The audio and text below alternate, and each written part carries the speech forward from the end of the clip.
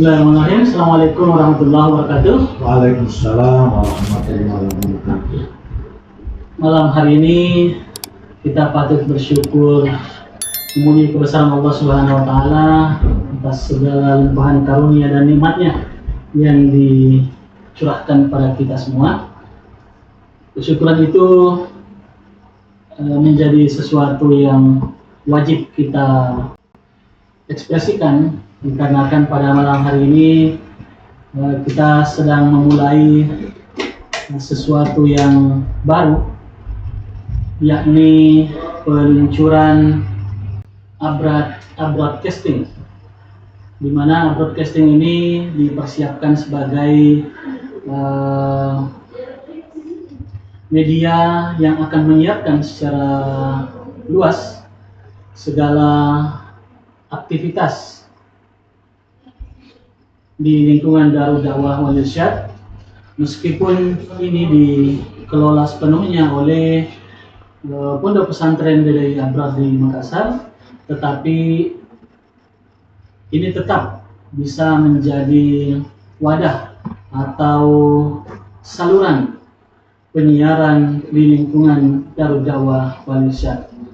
Dan pada malam hari ini kita sudah kedatangan tamu istimewa, Alina Anteguruta Haji Helmi Aliafi, Wakil Ketua Umum Pengurus Besar Darul Dakwah Wal Irsyad.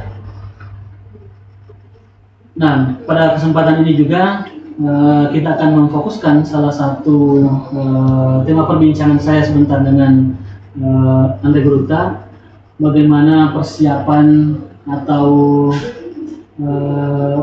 penyelenggaraan Haul ke-29 berpulangnya Al-Mukarram Anteguruta Haji Abdurrahman Ambodale, yang insya Allah akan diselenggarakan pada tanggal 26 sampai 30 November 2025 di Pondok Pesantren Al-Mubarak DDI Tobaraka Kabupaten Wajo. Nah, pada kesempatan ini terima kasih atas kehadirannya Tuan Helmi. Kita mungkin perlu sedikit merefleksi bagaimana sih sesungguhnya haul itu di dalam ajaran Islam atau tradisi masyarakat Islam di Indonesia, supaya warga DDI ini bisa tahu dan mengerti bagaimana sih sesungguhnya haul ini secara historis maupun secara sosioantropologis. Baik, terima kasih. Assalamualaikum warahmatullahi wabarakatuh. Sebenarnya tradisi haul ini tidak begitu dikenal di Bugis. Tradisi ini mungkin itu lebih banyak dikenal di Jawa, atau tepatnya sebenarnya kita nggak mengenal tradisi haul di daerah Bugis. Oleh karena itu baru belakangan itu mungkin tahun 90-an baru banyak yang melakukan itu, atau mungkin tahun 2000-an. Tetapi itu bagus saja, tradisi itu bagus saja, karena pada kesempatan haul ini kan kita mengenang sosok dari seorang tokoh yang kita anggap itu memiliki jasa yang sangat besar terhadap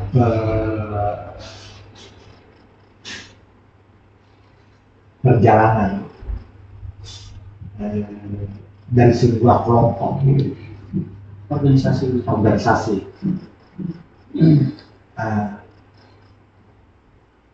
Saya kira itu penjelasan singkat tentang haul itu. Kalau misalnya melihat fenomena kira-kira lebih kurang 1 atau 2 dekade terakhir ini, Tuan, kalau yang Tuan tadi sebutkan bahwa ini kan baru saja mulai, apakah ini ada pengaruh aktivitas atau semakin meluasnya akses media masyarakat sehingga siapapun bisa memberitakan, menyiarkan, baik itu melalui media sosial ataupun media-media lain yang kira-kira mampu membuat mengamplifikasi kegiatan-kegiatan seperti ini?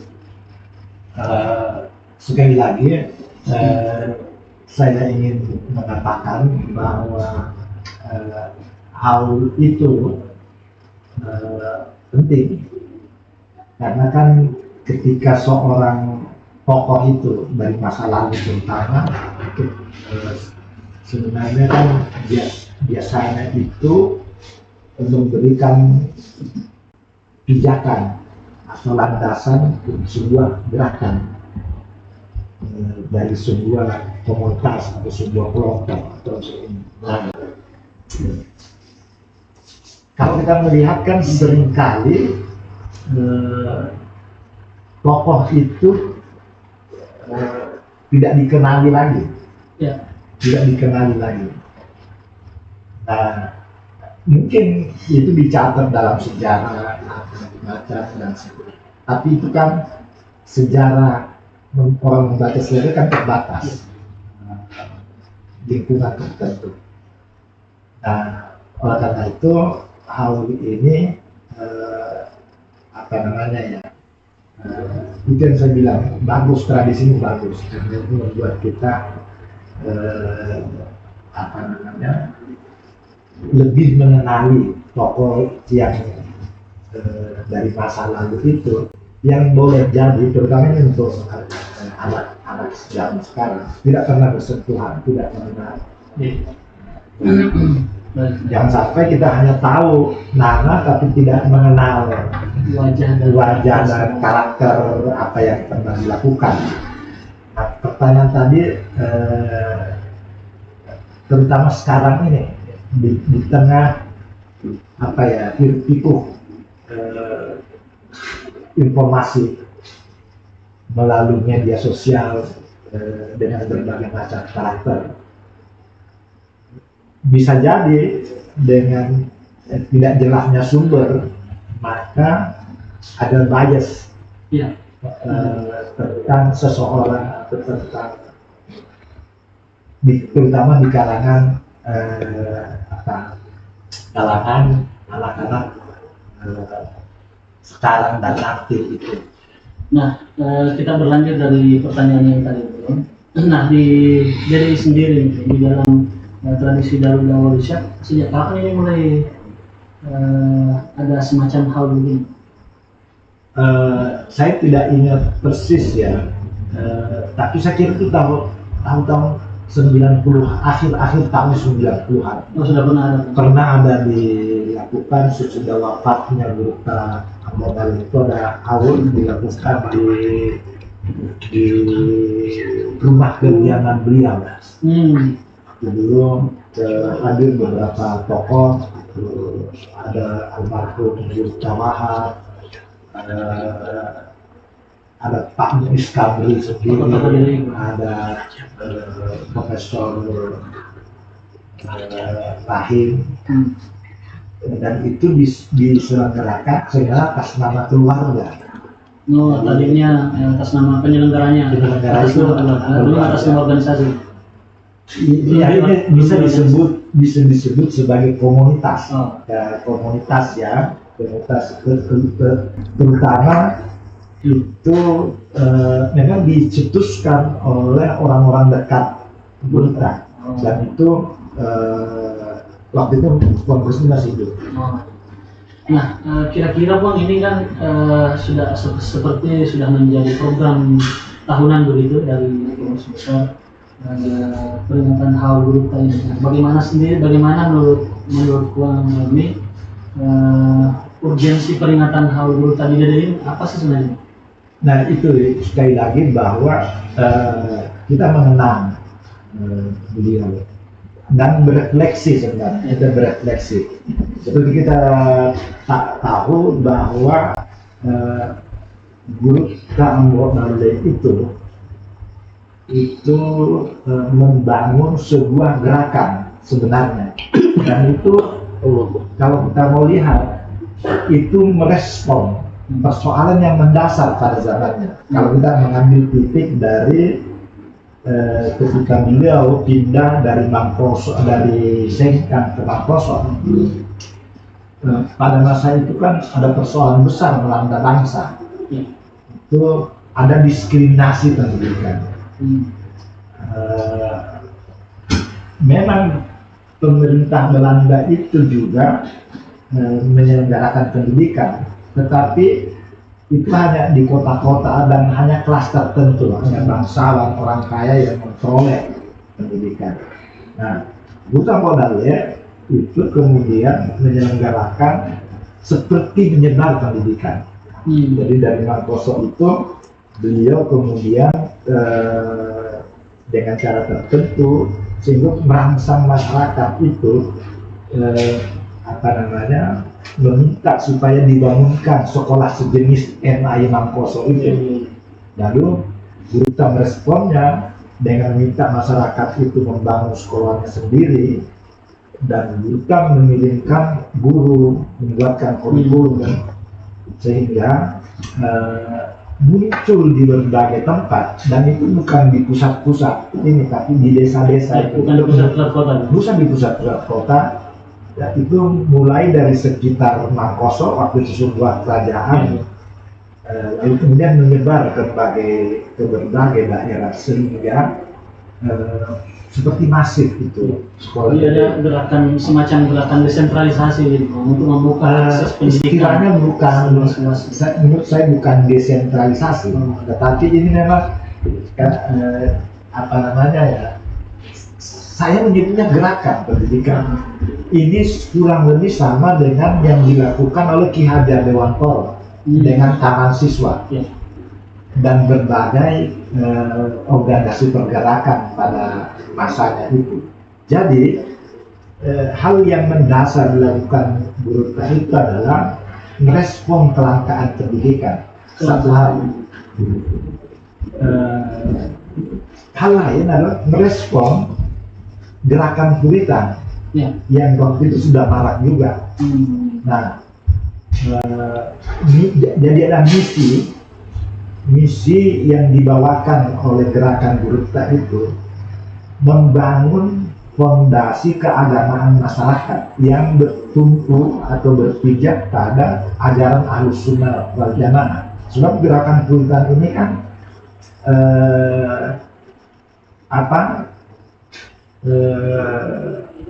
membuat situasi agak kisruh. Karena tidak toleran terhadap perbedaan, tidak menyeragamkan. Ingin menyerahkan peragam.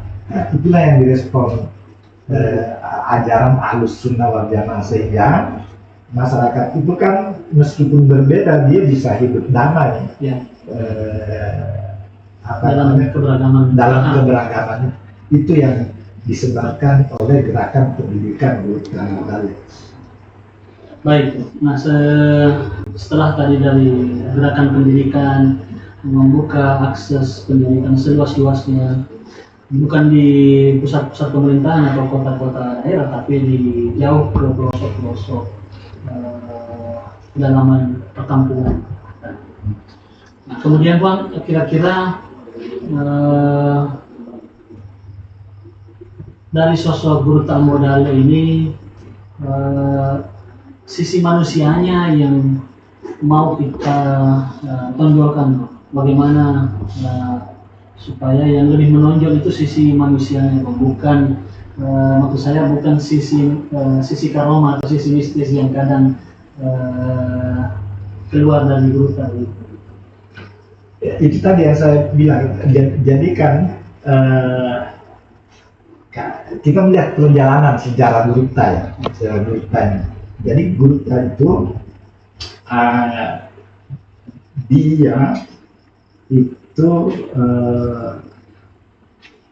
ketika masa mudanya itu kan belajar mengaji di kampungnya sendiri, lalu kemudian sekolah Belanda di Sengkang. Nah, kemudian beliau itu ke Makassar, itu di sekolah guru SI Cokroaminoto. Nah, saya kira Syarikat Islam, sekolah guru Syarikat di Makassar. Nah, disitulah dia bersentuhan dengan gagasan-gagasan tentang eh, pentingnya pendidikan itu. Hmm. Jadi kalau kita mau mengkaitkan dengan fondasi Republik Indonesia, sebenarnya guru Trambonal itu mengambil bagian dalam proses mencerdaskan bangsa. Nah, Jadi guru ini pun sudah menjalankan apa yang menjadi amanat pembuka undang-undang dasar. Ya, sebelum ya. itu itu tadi karena dia bersentuhan kan dengan gerakan Sarekat Islam itu.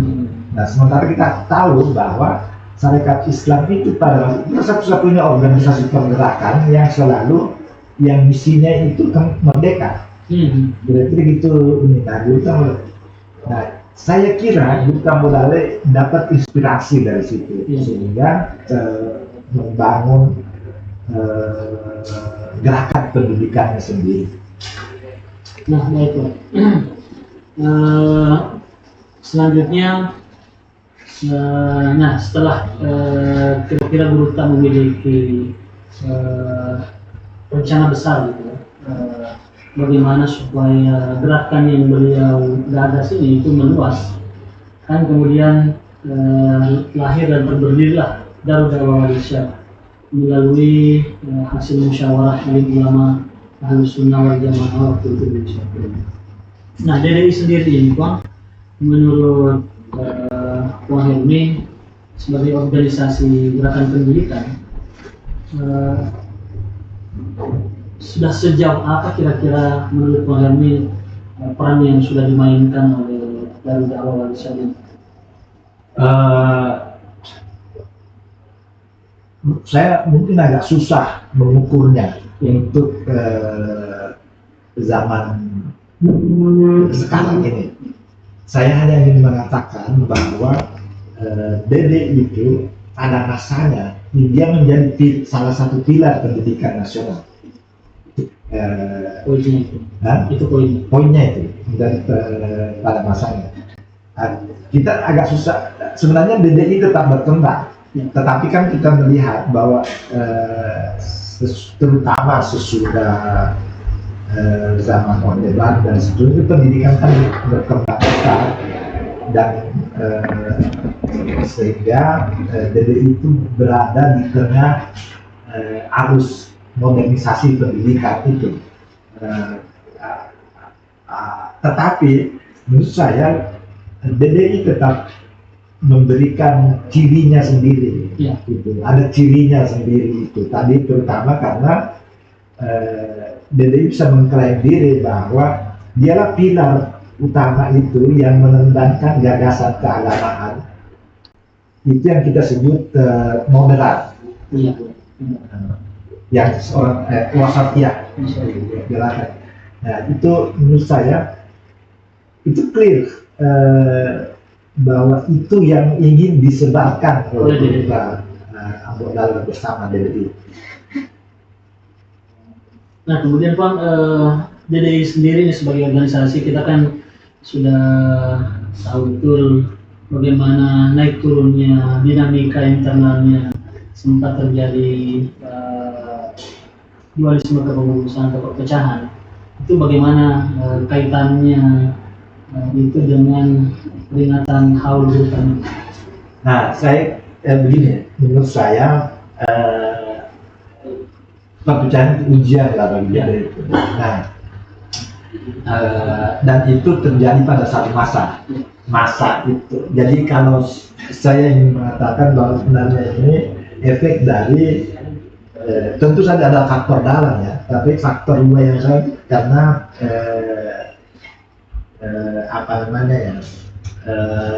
kepemimpinan zaman Orde Baru. Pemimpinan zaman Orde Baru ini kan cenderung mengkerucut ke atas. Saluran itu hanya mengkerucut ke atas, dan itu ketika memaksakan Pancasila sebagai sistem. Iya, itu salah satu di antaranya.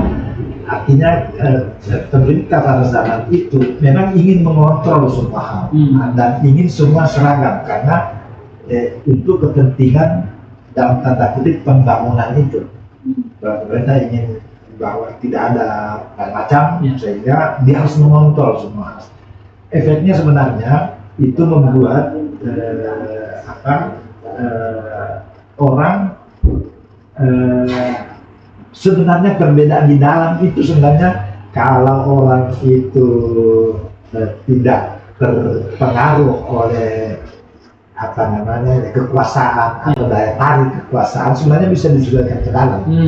Nah, problemnya adalah itu seperti dipancing juga supaya orang kan dulu kalau kita tidak punya kaitan dengan pemerintah terpinggirkan. Betul.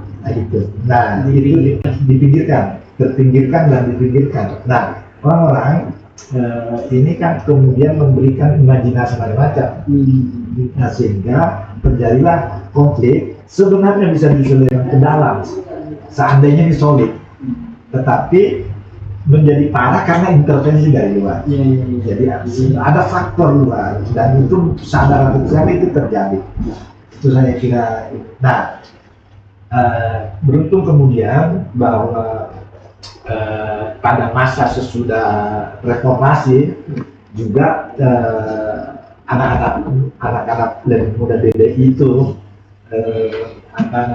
sudah lebih menyadari situasi itu sehingga melihat bahwa sebenarnya nggak ada gunanya itu, malah kita mengalami jalan di tempat, stagnasi, jalan di tempat dan itu tadi itu memerosotkan kita. Nah, oleh karena itu setelah dengan kehendak bersama dari berbagai tokoh itu dengan dimotori oleh almarhum Guru Rusdian Modale, maka kembali menyatu. Tapi ini kita masih dalam proses sebenarnya itu menambal kembali lubang-lubang yang sudah diberikan akibat dari perpecahan itu. Saya kira itu. Jadi sepertinya misalnya mungkin hal ini kira-kira bisa menjadi wadah pemersatu yang kira-kira bisa mengikat semua warga DBI dari semua kalangan, semua unsur atau semua kan tidak dipungkiri juga bahwa ada semacam polarisasi atau kotak-kotak. Ya gini, sebenarnya kita sudah selesai. Artinya sudah selesai bahwa tidak ada gunanya itu pecah. Tidak ada gunanya. Itu akan menguras energi kita, hanya mengurusi bagaimana kita menyatu kembali, bagaimana kita menyatakan mencoba mencari pandangan yang sama. Itu hanya karena apapun kita punya egoisme gitu. Itu hanya membuat itu sudah selesai sebenarnya. Artinya semua tokoh dari sepakat itu bahwa kita perlu solid kembali. Tentu saja tetap saja ada perbedaan itu wajar lah gitu. Nah,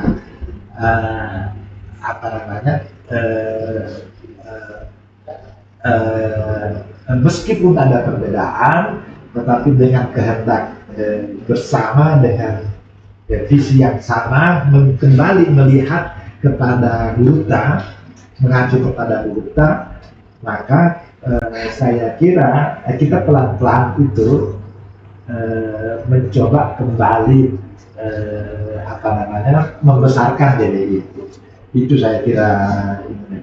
Nah, terakhir ini Bang, kira-kira langkah apa yang menarik untuk atau gagasan apa yang kira-kira menarik untuk dikembangkan oleh DBI ke depan agar terus bisa menjaga pamor atau kewibawaan DBI ini? Ya, ini situasi ini masa yang berbeda. Sekarang ini kan kalau kita lihat dulu kan gini, daya dukung masyarakat itu sangat kuat. Kalau kita lihat gerakan Buruta ya, itu Buruta itu kan kalau dalam bahasa gerakan sosialnya. Gurita itu adalah seorang Ini. ideolog. Nah, seorang ideolog, tapi seorang ideolog itu nggak cukup, Ya. nggak cukup. Harus ada operatornya. Nah, kan operatornya Gurita itu ada Gurita Amri, Ya. ada Gurita Ali Hafid, ada Gurita Harun Rashid, ada Gurita Ari Nasir dan lain-lain. Gurita Pak Baja. Gurita Pak Baja gitu.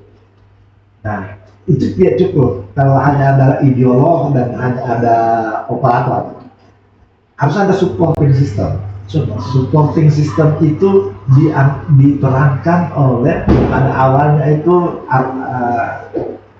Aruma Koso, Apa tas sopen? Peta Sopen.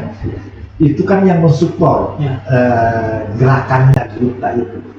Nah, sehingga Gurita nggak perlu mengurus macam-macam.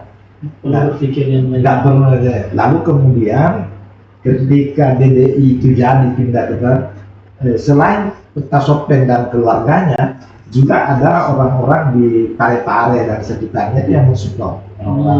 Ada jaringan support system. Ada support jalan seperti balik dan itu berjalan terus sehingga memang DDI itu melangkah cepat ketika itu meninggalkan yang lain karena tadi jalan ini antara Gurita sebagai seorang dulu semua punya operator yang banyak, lalu ada supporting system dari orang-orang yang berkemampuan secara finansial. Komposisi sistem yang ada di lingkaran Gurita memang betul-betul lengkap ketika itu.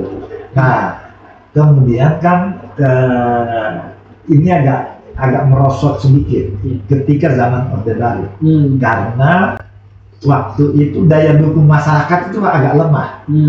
Nah, tetapi pemerintah itu punya kepentingan kepada apapun, meskipun pemerintah Orde Baru represif, tapi dia tetap ingin legitimasi dari tokoh, terutama orang seperti Gurita, sehingga pemerintah Orde Baru juga mensupport Gurita. Artinya bisa disebut apapun diminta oleh Gurita itu disupport oleh pemerintah karena sosok Gurita dan institusinya yang DDI itu kan fenomenal banget pada zamannya itu. Nah, sekarang ini ada perbedaan zaman sekarang ini. Di samping sekarang kalau kita mau mengandaikan sebenarnya tokoh-tokoh seperti Ketua Umum Majelis Syuro itulah yang mengambil alih fungsi Gurita sebagai ideolog dari DDI itu. Nah, operatornya itulah yang muda-muda ini, yang ada sekarang dan sekolah-sekolah itulah operator sebenarnya itu. Nah, yang kurang sekarang ini supportingnya ini. Ini yang perlu dibangun. Ini kan efek dari perpecahan tadi. Itu kan sebenarnya bukan hanya efek, tapi karena dominasi dari pemerintah kan, sehingga kalau DDI zaman dulu itu kan punya kurikulum sendiri. Nah, ketika zaman Orde Baru itulah dan sesudahnya itulah sekolah-sekolah DDI sudah harus mengadopsi juga kurikulum pemerintah. Ini bukan soal bahwa ini buruk dan ini, tetapi itu kalau kita nggak pakai itu kan artinya support itu kurang. Nah, sehingga mau nggak mau tidak fokus. Nah, oleh karena itu sementara daya dukung masyarakat lemah. Nah, sekarang potensinya kan muncul. Sekarang alumni itu banyak yang sukses, macam-macam itu. Nah, maksud saya kalau pertanyaan tadi itu adalah apa yang perlu dilakukan? Nah, kalau yang perlu dilakukan, satu, tetap menjaga bahwa gerakan pendidikan Gurita, gerakan pendidikan dan dakwah Gurita itu adalah bagaimana sekolah-sekolah itu yang sekolah-sekolah menjadi basis dari gerakan. Basis maksudnya adalah melahirkan tokoh orang yang bisa memberikan pencerahan kepada masyarakat yang dakwahnya ini. Nah, yang itu membangun pandangan keagamaan yang wasatiyah tadi. Nah, bagaimana utuh itu harus ada supporting ya Pak. Nah, ini harus bicara. Sekarang ini bagus adalah Lawasis mencoba itu. Tapi saya kira Lawasis masih perlu lebih memperbaiki kinerjanya gitu. Saya kira itu. Baik, terima kasih banyak Bang ini atas uraiannya yang mungkin tidak terlalu lama, tapi saya kira banyak hal yang bisa kita petik dari uraian Bang Helmi pada kesempatan kali ini. Nah, selanjutnya yang terakhir sekali nih Bang, mohon kesediaan Anda untuk mengajak warga DDI ikut hadir memperingati haul ke-29 Antegrita Haji Abdul Rahman Ambodale yang puncaknya insya Allah akan berlangsung pada tanggal 30 September di Pondok Pesantren Abu Marak DDI Tobarak. Silakan. Kepada warga, kepada masyarakat DDI, baik yang berada dalam struktur atau berada dalam kerangka gerakan Dakwah Wal-Irsad maupun yang ada di luar, mari kita bersama-sama mendukung, mensupport penyelenggaraan haul Antegrita Ambodale yang menjadi wadah bagi kita untuk mengenang kembali, mengenang dan berefleksi tentang visi dan misi Dakwah Wal-Irsad untuk kepentingan kita semua. Saya kira itu. Baik, Terima kasih banyak atas kehadiran Bang Helmi pada malam hari ini.